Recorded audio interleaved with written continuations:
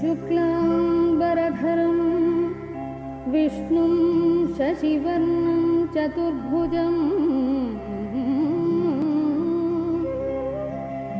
प्रसन्नवदनं ध्यायेत् सर्वविघ्नोपशान्तये। शुक्लांबरधरं विष्णुं शशिवर्णं चतुर्भुजं प्रसन्नवदनं ध्यायेत् सर्वविघ्नोपशान्तये।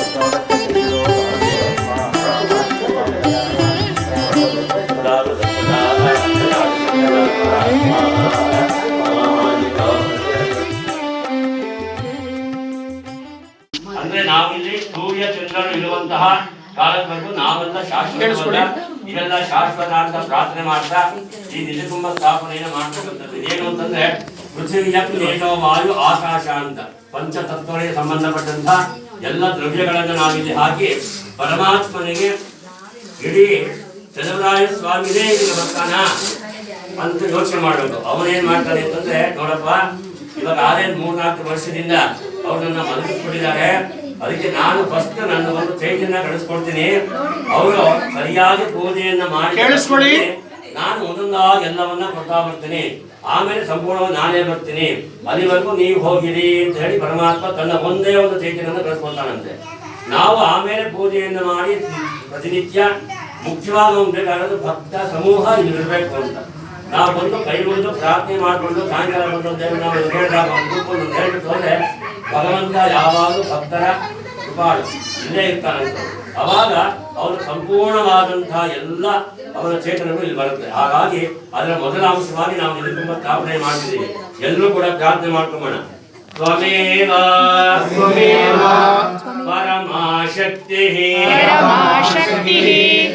ತ್ವಮೇವ ಆಸನ ಧಾರಿಕಾ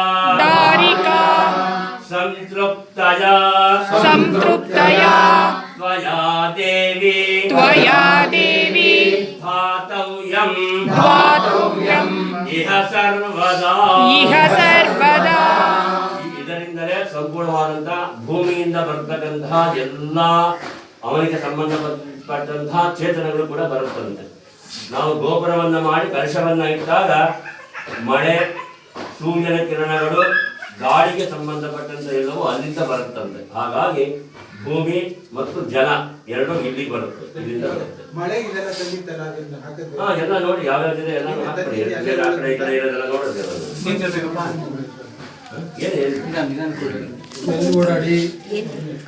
ಅದಕ್ಕೆ ಮಳೆ ಗಿಳೆ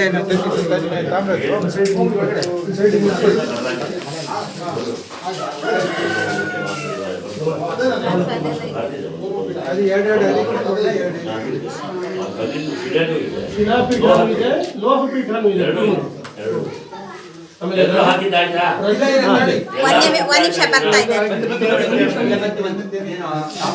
ನೋಡಪ್ಪ, ಯಾರು ಆಚೆ ಇರೋರು ಎಲ್ಲರೂ ಹಾಕೋದು.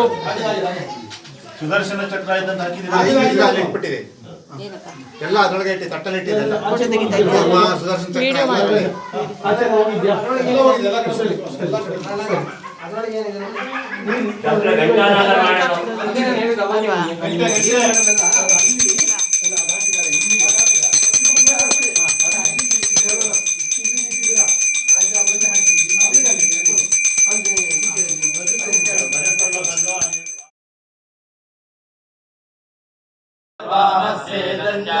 नमो देवेभ्यः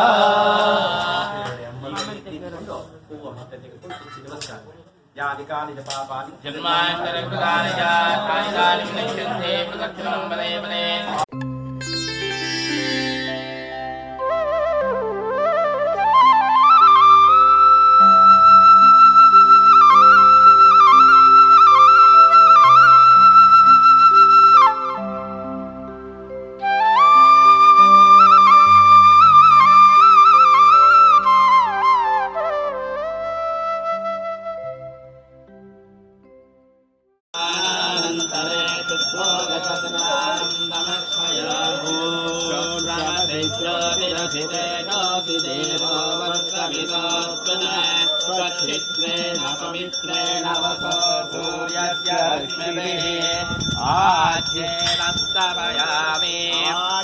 अज्ञानानन्तरे शुद्ध